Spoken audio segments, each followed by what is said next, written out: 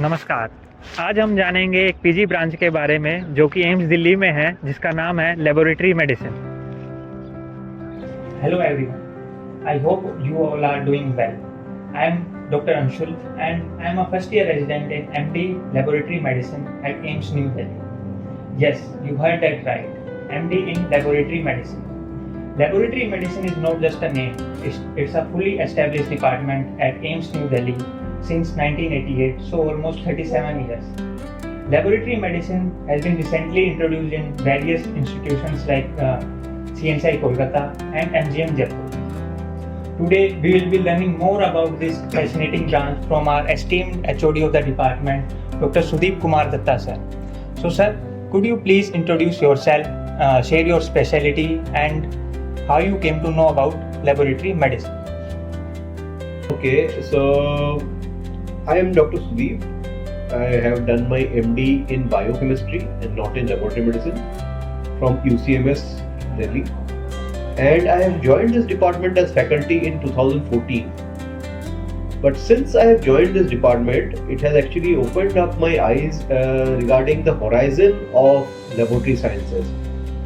Whenever we talk about laboratory sciences, it's mostly from the minute or very narrow vision that we have from the perspectives of biochemistry, pathology or microbiology. But in laboratory medicine, we get a bigger perspective of diagnostics, which helps us to understand the whole process of diagnostics holistically.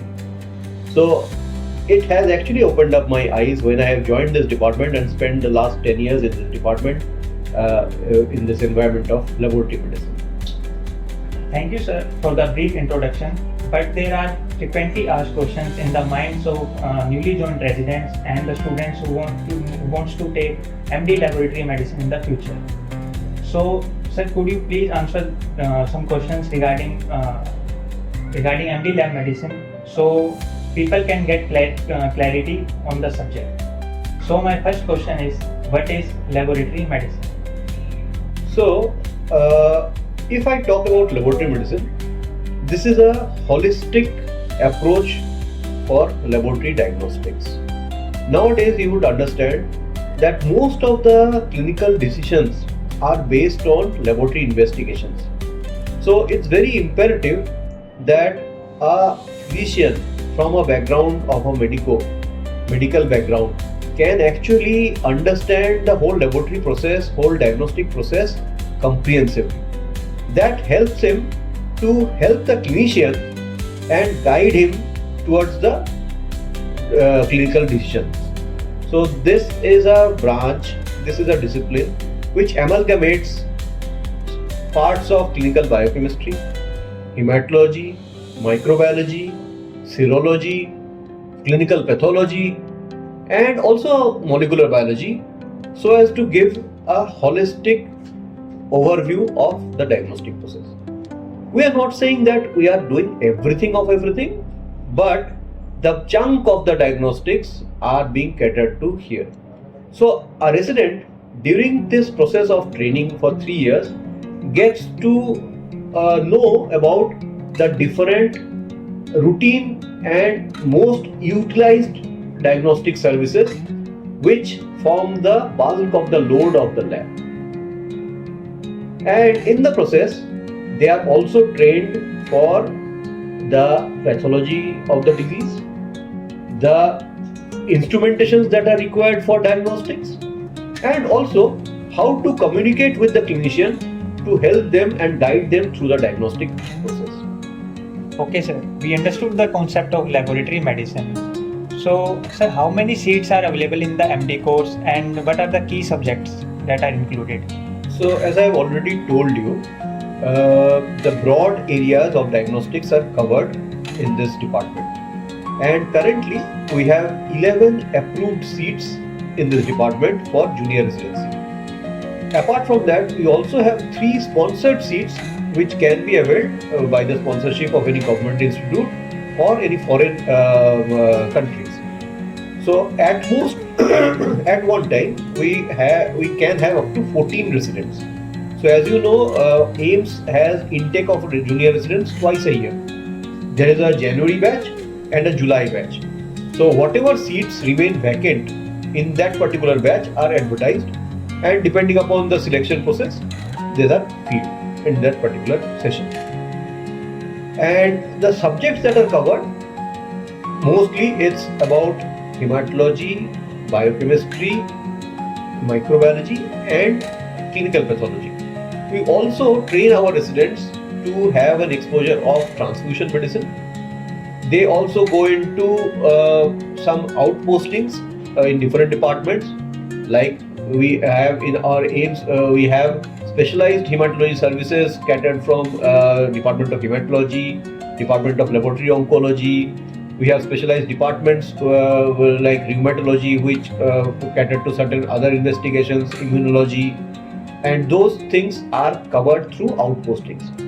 But the bulk of the training rests on the tests which are mostly utilized in any laboratory services, be it a standalone lab, be it a hospital attached lab.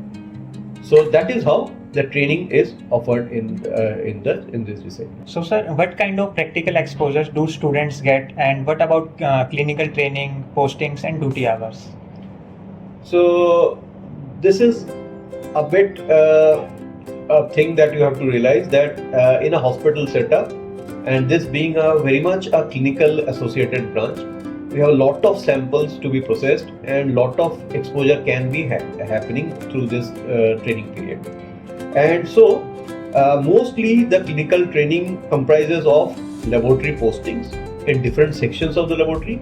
We have a fully developed, fully automated smart lab, which is an end-to-end automated system. Along with that, we have a dry chemistry system. We have fully automated hematology analyzers along with slide makers and stainers. We also have a lot of automation in the microbiology section, molecular biology section. So all these exposures you will be getting through a period of 3 hours, which will be rotated for three years, and also these postings are broken down into 2 or 3 months at a time. Besides this, we also send you out to some other departments to get some specialized trainings, especially things which we are currently not doing, like trainings on flow cytometry, like trainings on genetic diagnostics, especially in pediatric genetics. So these kind of trainings are catered through the other labs that are present in AIIMS. So after a period of 3 years, you are getting a wide exposure of the laboratory services. Postings and duty hours are flexible, but it has to cater to the learning process. There are systems of weekly seminars, JCs, journal clubs, then case presentations. There are combined seminars happening between pathology and laboratory medicine. And sometimes we also invite clinical counterparts from different departments to come and help us and guide us during our case presentations. So these things give you a complete holistic exposure to the clinical environment. So the focus of laboratory medicine is diagnostics. Most of the diagnostic branches that we currently are accustomed with, like biochemistry, pathology or microbiology, they have their own verticals.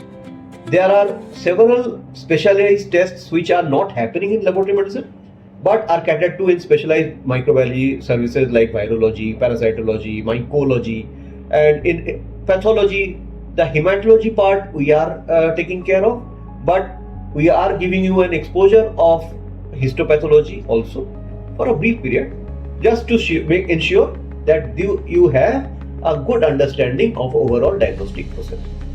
Apart from that, the hospital postings and ward postings are not given routinely, but we encourage it through clinical case discussions with our clinical counterparts and to get the clinical history from the patients. So by that way, you are getting a overall knowledge of the diagnostic process. So sir, what are the career opportunities after completing MD in laboratory medicine? Can postgraduates work in abroad, or can they open their private diagnostic lab in India? Yes, a lot of career opportunities are open for postgraduates of laboratory medicine. I think I should elaborate on this because People are apprehensive about the fact that this is a new discipline. They might not be aware of the career opportunities. So one thing I must say to all the potential aspirants who want to take up this discipline, that the private sector actually jumps upon postgraduates who are graduating from our department. So they are very much wanted in the private sector to become lab managers and also look into the overall lab functioning. But it's not only the private sector that I'm talking about. Postgraduates from the lab medicine department, they are currently employed as faculty in many of the national institutes of repute. So I can take name of Dr. Gaurav Chabra, he is in AIIMS Bhubaneswar. I can take the name of Dr. Raghavendra, he is in AIIMS, in SGPGI Lucknow. Then there is Dr. Parag Patil in AIIMS Bibinagar. Then there is Dr. Sudhanshu in AIIMS Kalyani. So I can name a lot of them. And not only that, nowadays a lot of our postgraduates are also employed in government medical colleges. As I think you have told in the beginning, that CNCI, that is Chittaranjan National Cancer Institute in Calcutta, they have opened up MD in laboratory medicine. Similarly, it's a central institute, but there is also another institute, Mahatma Gandhi Medical College in Jaipur, which is a private institute which has also opened up MD in laboratory medicine. So these are places where they are new, the new diagnostics, new things are coming up. People are encouraged to take this opportunity. So you can also become faculty in these departments later on in your life. So that is another opportunity. Thirdly, I think the most important scope that this department provides is your entrepreneurship skills, because you are getting a holistic exposure on the lab, and that is why you are very confident to open up your own laboratories. So that is a big scope that I think that this laboratory offers, this discipline offers over the individual pathology, microbiology or biochemistry departments, because none of these departments can give you the holistic and overview of the whole lab. So that is why I think the new residents prefer to join laboratory medicine, sometimes even ahead of the other diagnostic services. So you also talked about scope of working abroad. I can name a few of our postgraduates who has gone abroad, sometimes in research areas, sometimes also in clinical areas. But obviously, to go abroad and you will have to clear their entrance examinations, their licensing examinations, and you will have to follow through the process of residency and whatever you have. In research also, since you are getting a good idea of the overall lab services, then if you want to go into the research, there is too much scope for going into. One of our graduates, she has completed, I think last year, she went for a 3-month fellowship from Singapore National University. So which is a very prestigious. Only 2 or 3 postgraduates from AIIMS were allowed to participate in that. So these kind of opportunities are there, and always, if you are eager to learn, if you are having the right attitude, then obviously you will shine. This department will provide you with all the scope. But sir, still there are some doubts in the mind, as pathology is a well-known branch and laboratory medicine is a new kid on the block. So people are apprehensive about laboratory medicine vis-a-vis pathology. So what are your opinions? Yes, I can understand your apprehension. This is quite natural, because this is a new subject which has been newly approved by NMC, and pathology has a long standing to it. But see, there has been an evolution of the whole diagnostic process. Currently, most of the decisions, clinical decisions that we take, are based on initial laboratory investigations, and these investigations mostly are done on body fluids, blood, urine or other body fluids. Pathology, on the other hand, the Department of Pathology has now evolved to such an extent. There is so much of histopathology, the developments of immunohistochemistry, molecular pathology, that itself it has become a huge department. So often what happens is the clinical pathology and the fluids part get neglected in this department, and that is why the pathology graduates currently who are getting an MD in pathology, they are not well versed with the very routine things that are happening in the lab, like the clinical biochemistry, like the clinical pathology part, and the serology part. These are not very well understood, and they are not very well exposed to the quality control processes overall in an automated lab. Automation has also come in a big way. So nowadays, a lot of effort goes into looking into the quality control process. Exposure of quality control processes is much more available in the Department of Laboratory Medicine than compared to any other discipline. So I believe in the future and also contemporarily, the demand of laboratory medicine is gradually going to rise. Because two things. One is a very well organized grasp on quality control, and secondly, the overview of the holistic knowledge of the lab. These two are often missing in the subjects like biochemistry, pathology or microbiology who are confined themselves in their own domains. So nowadays with automation coming in, this becomes even more evident. So I think the scope of laboratory medicine is going to increase, and nobody will be able to deny that. One more thing I would like to say, that if you talk about even in research, because when you talk about faculty positions, you always also have in mind that you should have a fair degree of research component in your academics. If you have a greater understanding of the whole diagnostic process, your research component will automatically find its way. One more thing I would like to highlight about the exposure you are getting in laboratory medicine is that you are being trained for accreditation purposes also. Now that our department has got NABL accreditation, the whole diagnostic services catered from our department is under the purview of NABL accreditation. So the graduates, the postgraduates who are working here regularly get a feel of working in an accredited environment. So it gives you a good exposure, and hence it will help you in organizing accreditation activities for your own lab if you want to open it up, or even if you join some private sector or any other government sector, you can use this experience to build the accreditation activities there also. So that is one more important thing that I wanted to highlight. We have also Dr. Tushar Sehgal sir in our department. So sir, could you please introduce yourself and share your experiences about laboratory medicine? I'm Dr. Tushar Sehgal. I am Associate Professor in the Department of Laboratory Medicine, and I joined the institute in 2019 November. So it's almost more than 5 years I have been in the department. So I look after hematology services in the department, and I found this department quite interesting in the sense that being from a hematology side and looking after laboratory medicine, which is actually taking care of the holistic approach of the three core areas of diagnostics. So it's biochemistry, hematology and clinical pathology, along with a bit of microbiology as well.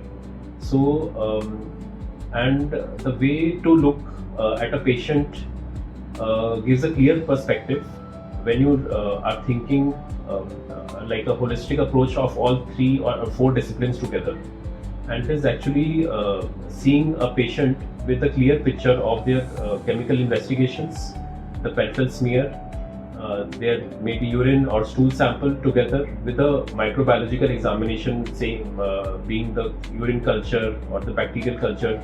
So it gives a combined picture of what diagnostics has to offer when we think about today's era, in which 70 to 80% actually of all the clinical diagnosis is based on laboratory setup. So it's very important that this discipline is taken care of well in the coming future, because not only in AIIMS but also in various government and private hospitals all over India, we have this discipline already, and this is not new to private setup. So private setup is quite ahead of us in this discipline, and because they have already started quite a good work in the field of laboratory medicine, and they are doing good also, and we have big names in laboratory medicine in Delhi and all over India in private setup. And also from the student perspective, since this is a new field, and like I said, that this gives a complete overview of the patient's the chemical investigations, hematological investigations, and all the clinical and pathological overview. It provides them a good academic overview of the teaching and the research activities they can undertake in this field, and they can do super specialization thereafter. And we have opportunities in hematopathology, we have opportunities in virology, so they can do a lot of things when they understand the a clear-cut investigative approach to patient diagnosis. So regarding this, I want to add one more thing.